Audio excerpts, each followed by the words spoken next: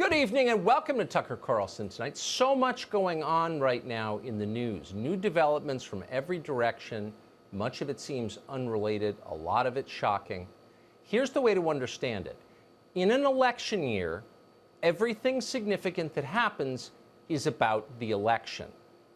So all of these developments are in fact related. And here's the core question in every election. Who's up and who's down? As of tonight, the president is down double digits in the polls, and there's not much question about why that is. Americans are miserable. They're stuck at home. They are fearful. Millions of them don't have jobs. The percentage of Americans who believe our country is headed in the right direction has dropped off a cliff since this spring. Not coincidentally, that's when a strange new virus from China began to spread among our population. The rise of COVID-19 in the United States tracks almost precisely the decline of Donald Trump's approval numbers. And the political lesson from this is clear. The more damage the Wuhan coronavirus does to America, the harder it is for the president to get reelected. That's not speculation. It is the most certain fact in American politics. Every Democratic office holder understands that. If the population remains terrified, Democrats will have more power in January. So the Democratic Party has every incentive to keep Americans afraid and off balance. For the next 97 days, they plan to do that. That is their entire campaign strategy. It's the only thing they're running on. Yesterday, the news site Breitbart posted a video of a group of physicians giving a press conference about medical advances in the fight against COVID. Some of the news the doctors delivered was hopeful because there is hopeful news to report. 17 million people saw that video. The president retweeted it. This enraged Democrats. Any scientific advancement that reduces the suffering of Americans in an election year is a threat to Joe Biden's campaign. So they decided to pull that video off the internet. 15 years ago, that would have been absurd. You couldn't have done it. This was America. You weren't allowed to ban a news story just because it might hurt your candidate's poll numbers. In any case, it was impossible. There were too many news outlets then. No one could control them all. That has changed. While the rest of us were sleeping, or in the case of so many of our senators taking payoffs from Google, a tiny number of left-wing corporations took virtually complete control of all news and information in this country. Now, if Democrats want to erase a politically inconvenient news story fewer than 100 days before an election, they can do that. And they did do it. Big tech censored science. They pulled the video of doctors in lab coats talking about coronavirus research, and they hid that video from the public. That's exactly what the Chinese government so often does, except when Silicon Valley erases your freedoms, they lecture you as they do it. They've got all the ruthlessness of Chinese authoritarians, but with double the self-righteousness. It's the American version. Thankfully, none of this applies to us at Fox News. We happen to work for one of the very few mass media companies left in America that is not controlled by Google or Facebook. We can report the news honestly. Big tech can't censor us, at least not right now. You're not allowed to watch these physicians on YouTube tonight, but we can show them to you here, and we're going to. Here's Dr. Bob Hamilton. I think that is important that all of us who are here today realize that our kids are not really the ones who are driving the infection. It is being driven by older individuals.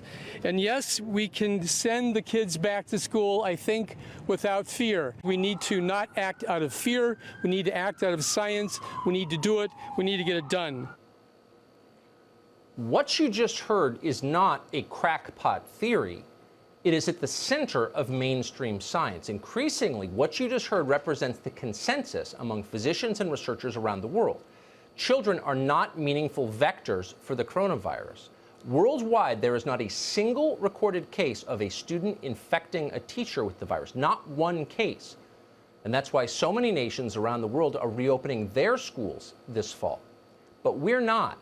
We've got a presidential election in November. Children must suffer so that Joe Biden can win that election. That is the imperative, the political imperative driving our so-called health policy. But you're not allowed to know that, so they pulled the video telling you that. Here's another physician from the same press conference called Dr. Stella Emanuel. There is a cure for COVID. There is a cure for COVID. It's called hydroxychloroquine, it's called zinc, it's called Zithromax. And it is time for the grassroots to wake up and say, no, we're not going to take this any longer. We're not going to die. Dr. Emanuel's claim is harder for us to endorse. Is hydroxychloroquine part of a cure for the coronavirus? We don't know the answer. We do know that many frontline physicians around the world have prescribed hydroxychloroquine and continue to prescribe it. We've interviewed some of them on the show. The drug appears to show promise in treating some early-stage patients. That's good news.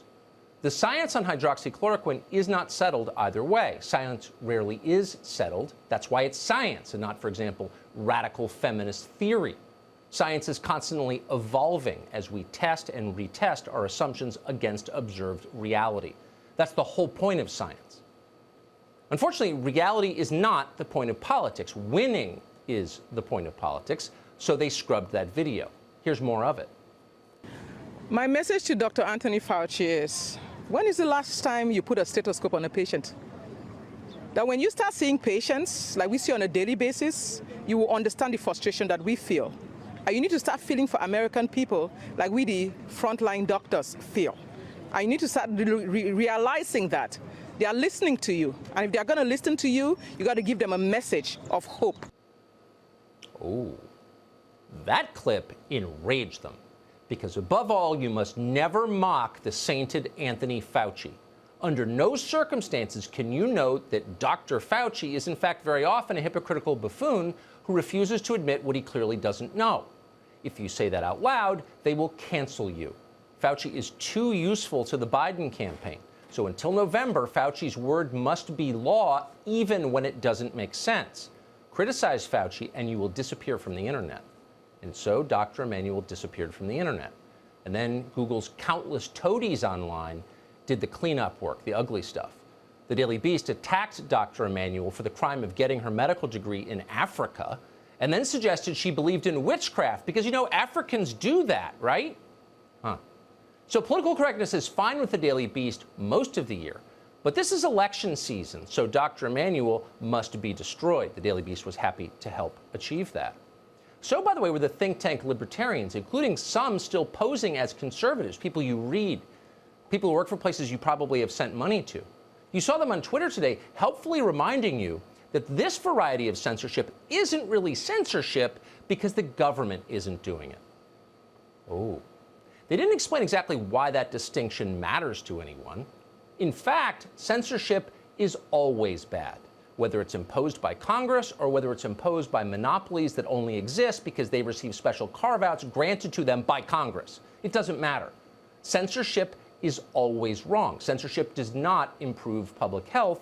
In fact, it threatens public health. The authorities responsible for containing this pandemic clearly have failed. We know that. Some of them are decent people. They're trying their best. But despite their efforts, they have frequently been wrong. We know that because it's on tape.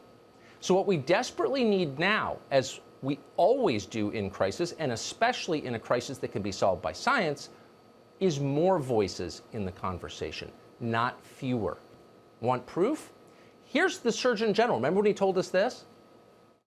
What the World Health Organization and the CDC have reaffirmed in the last few days is that they do not recommend the general public wear masks. Wearing a mask improperly can actually increase your risk of getting disease. Oh, so masks are dangerous. Right. That wasn't very long ago. Now masks are mandatory, and the cops will nab you if you're not wearing one. What does this tell us? It tells us what we already knew, if we were honest, which is that scientific consensus changes. That's the point. As we learn more, our conclusions change. Legitimate scientists understand that. That's called the scientific method.